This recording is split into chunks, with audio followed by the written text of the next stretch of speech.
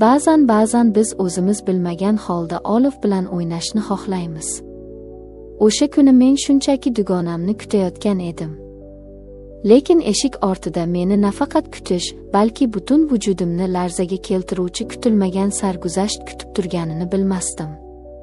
U shunchaki dugonamning otasi emasdi. U mening yashirin orzularimning kaliti edi. O'sha stul, o'sha nigohlar va jazo deb atalgan lazzatli o'yin.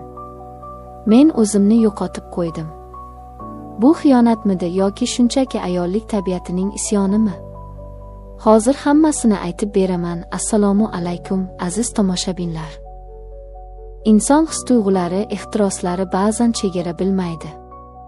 Agar siz ham real voqealarga asoslangan, samimiy va ochiq hikoyalarni tinglashni istasangiz, videoga like bosing va kanalimizga obuna bo'ling.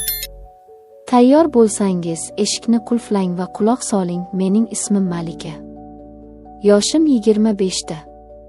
Universitetda o'qiyman. Hayotim bir maromda o'tib borayotgandek tuyulardi. Men allaqachon turmushga chiqqanman, erim bor. U yaxshi inson, menga erkinlik beradi, o'qishimga qarshilik qilmaydi. Lekin bilasizmi, ba'zan tinch hayot ham zerikarli bo'lib qoladi. Ayol kishi doimo e'tibor, yangilik va ozgina qalampir xohlaydi. Dugonalarim ko'p, lekin ular orasida Manzura eng yaqinim. Biz xuddi opa-singildek edik. Uning uyi men uchun ikkinchi uyimdek bo'lib qolgandi. Erim ham bunga ko'nikib ketgan. Manzuranikiga dars qilgani ketdim desam, indamay ruxsat berardi. Manzuraning oilasi ziyoli, ota-onasi zamonaviy qarashlarga ega insonlar edi. Ayniqsa otasi. U kishi 50 yoshlar atrofida bo'lsa-da, o'ziga juda qarab yuradigan, kelishgan va savlatli erkak edi. Uning ko'zlarida qandaydir sirli uchqun borligini avval ham sezgandim, lekin e'tibor bermasdim. O'sha kuni, o'sha taqdirni o'zgartirgan kuni men Manzuraga qo'ng'iroq qildim. Telefonni ko'tarmadi. Balki darsda banddir yoki telefoni ovozsiz rejimdadir deb o'yladim. Lekin biz birga tayyorlashimiz kerak bo'lgan muhim loyiha bor edi. Vaqt tig'iz. Tavakkal qilib ularning uyiga yo'l oldim, eshikni jiringlatdim. Ichkaridan og'ir qadam tovushlari eshitildi. Eshik ochildi va qarshimda Manzuraning otasi turardi. Egnida oddiy uy kiyimi bo'lsa-da, u baribir juda jozibali ko'rinardi. Assalomu alaykum, amaki. Manzura uydamilar deb so'radim, biroz hayajonlanib. U menga boshdan oyoq razm soldi. Nigohi biroz uzoqroq ushlanib qoldi. Va alaykum assalom, Malika qizim. Manzura hozirgina do'konga chiqib ketuvdi. 1 soatlarda kelib qoladi. Kiraver, kutib o'tir, dedi u muloyim jilmayib. Men ikkilanib turdim. Uyda boshqa hech kim yo'qligi sezilib turardi. Lekin ortga qaytish ham noqulay edi. Xo'p, dedim va ichkariga kirdim. Mehmonxonaga kirdim va stulga o'tirdim. U kishi oshxonadan menga 1 stakan suv olib kelib berdi. Xo'sh, o'qishlar qalay? Ering yaxshimi? Tinchgina yashayapsizlarmi? deb so'radi u ro'paramdagi divanga o'tirib. Suhbatimiz oddiy boshlandi. Lekin men uning nigohlarini o'zimda his qilardim. O'sha kuni men tizzadan biroz yuqorida turadigan yubka kiygandim. O'tirganimda oppoq sonlarim biroz ochilib qolgandi. Uning ko'zlari aynan o'sha yerda sayr qilayotganini sezdim. G'alati, men uyalish o'rniga ichimda qandaydir qiziqish va hayajon uyg'onayotganini his qildim. Darslardan qiynalmayapsanmi? deb so'radi u ovozini biroz pasaytirib. Yo'q, hammasi yaxshi. Faqat o'tgan hafta bir fandan 2 baho olib qo'ydim, dedim hazil aralash. Uning yuzida ayyorona tabassum paydo bo'ldi. O'rnidan turib sekin mening yonimga keldi. 2. Juda yomon, dedi u boshini chayqab. Yomon qizlarni jazolash kerak bo'ladi. Men kulib yubordim. Qanaqa jazo ekan? U kutilmaganda qo'limdan ushlab o'rnidan turg'izdi. Uning qo'llari issiq va kuchli edi. Mana bunaqa jazo, dedi u va boshimni ushlab meni oldinga engashtirdi. Men stulga tayanib qoldim. Uning niyati jiddiy ekanligini endi tushundim. Va shu zahoti shap-shap u mening dumbamga kafti bilan urdi. Bu zarba og'riqli emas, aksincha qandaydir yoqimli edi. Tanam jimirlashib ketdi. Mani senga deb yana bir necha marta urdi. Mening nafasim tezlashdi. Bu o'yin menga yoqib ketdi. Ichimdagi shayton uyg'ondi. Yana bitta fandan ham 2 olgandim, dedim pichirlab, boshimni burib unga qarab. Bu mening davom eting degan ishonchim edi. Uning ko'zlari chaqnab ketdi. Unda seni yanada qattiqroq jazo kutyapti, dedi u xirillagan ovozda. Uning qo'llari endi urmasdi, balki erkalardi. U mening dumbalarimni eza boshladi, yupqa mato ustidan silardi. Mening vujudim olov bo'lib yonardi. Pastki qismim namlana boshladi. Men tayyor edim. U meni o'ziga qaratdi. Oramizda bir qarich masofa qoldi. U mening lablarimga tikildi va hech qanday ogohlantirishsiz o'pib oldi. Bu shunchaki o'pish emasdi. Bu och bo'rining o'ljasiga tashlanishi edi. Uning lablari talabchan, tili esa chaqqon edi. Men ham jim turmadim. Qo'llarimni uning bo'yniga o'tkazib, sochlarini siladim, o'pichlariga javob qaytardim. U tajribali erkak ekanligi har bir harakatidan bilinib turardi. U tilimni so'rardi, lablarimni tishlardi. Og'riq va lazzat aralashib ketdi. Uning qo'llari tanam bo'ylab sayr qilardi.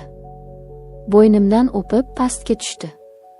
Ko'ylagimning tugmalarini yechib, ko'kraklarimni ozod qildi. U bir ko'kragimni qo'li bilan ezib, ikkinchisini og'ziga oldi. Tili bilan uchini o'ynatganda men beixtiyor ingrab yubordim. Erim bilsa turmushim buziladi, dedim, lekin bu gapimda hech qanday qarshilik yo'q edi. Aksincha, bu taqiq vaziyatni yanada qizdirardi. U bo'ynimdan tishlab oldi. Hech kim bilmaydi, dedi u. Uning bir qo'li pastga tushdi. Yubkamni ko'tarib, plavkamni chetga surdi. Uning barmoqlari mening eng nozik joyimni qidirardi. Va nihoyat u yo'lni topdi. Uning o'rta barmog'i ichimga kirganda men "Ohi!" deb uni mahkam quchoqlab oldim. Tizzalarim qaltirab ketdi. Yana deb pichirladim. Men endi o'zimni boshqara olmasdim. U meni stulga tayanib turishimni so'radi. Men itoat qildim. Orqamda uning harakatlarini eshitardim. Kamarining yechilishi, shimining tushishi. Men o'girilib qaradim. Uning asbobi, ochig'ini aytganda, erimnikidan ancha katta va salobatli edi. Men hayrat bilan unga tikilib qoldim. Qo'lim bilan ushlab ko'rdim, u toshdek qattiq edi. U meni yana o'ziga qaratdi va stolga engashtirdi. "Tayyormisan?" deb so'radi u nafasimga. Men bosh irg'adim. Uning asbobi mening namlangan tanamga tegdi. U boshini tiqmay biroz ustida ishqaladi. Bu meni yanada quturtirdi va birdan bir zarb bilan ichimga kirdi. "Voy dod!" deb qichqirib yubordim. Ichim to'lib ketdi. Bu shunday kuchli va to'laqonli his ediki, men bunday lazzatni oldin his qilmagandim. U haqiqiy erkak kabi harakatlanardi. Har bir kirib chiqishi menga yangi zavq to'lqinini olib kelardi. U mening belimdan, sochimdan ushlab o'ziga tortib sikardi. Xonada faqat bizning nafas olishimiz va tanalarimizning urilish ovozi eshitilardi. "Oh, amaki jonim!" deb nola qilardim men. Uning harakatlari tezlashdi.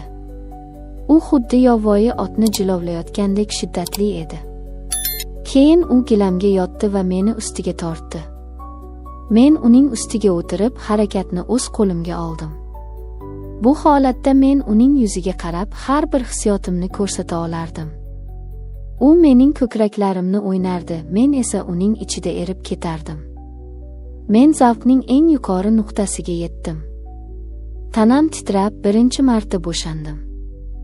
Lekin u to'xtamadi. U davom etdi va meni ikkinchi marta ham cho'qqiga olib chiqdi. Nihoyat uning ham nafasi o'zgardi. Harakatlari juda tezlashdi. "Malika!" deb xirilladi u va qattiq siltanib, butun borlig'ini tashqariga, qornimga otib yubordi. Spermaning issiq tomchilari terimni kuydirdi. Biz holsizlanib bir-birimizning quchog'imizda yotdik. Men uning ko'ksiga boshimni qo'ydim, yuragi dukillab urardi. Biroz vaqt o'tgach u menga qarab kuldi. "Yana 2 olsang, tortinmay kelaver", dedi u ko'zini qisib. Men ham jilmaydim. "Endi faqat 2ga o'qiyman shekilli", dedim sho'xlik bilan. U o'rnidan turib ustimni tozalashga yordam berdi. "Hozir Manzura kelib qoladi, tezroq kiyinib o'zingni tartibga keltir", dedi u va vannaga kirib ketdi. Men kiyindim, sochimni to'g'riladim. Ko'zgudagi aksimga qaradim. Yuzimda qizarish, ko'zlarimda esa qoniqish bor edi. Dugonam keldi. Biz hech narsa bo'lmagandek dars qildik. Lekin har safar otasining xonasiga qaraganimda ichimda shirin bir titroq turardi. Azizlar, bu voqea mening hayotimdagi kichik, ammo unutilmas sarguzasht bo'lib qoldi. Balki bu noto'g'ridir, balki bu gunohdir. Lekin o'sha lahzada his qilganlarim ular haqiqiy edi. Ayol kishi sirli bo'lish kerak, deyshadi. Bu mening kichik sirim.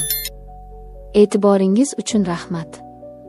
Agar hikoyam sizni hayajonlantirgan bo'lsa, like bosing va o'z fikrlaringizni qoldiring. Keyingi videolarda ko'rishguncha xayr.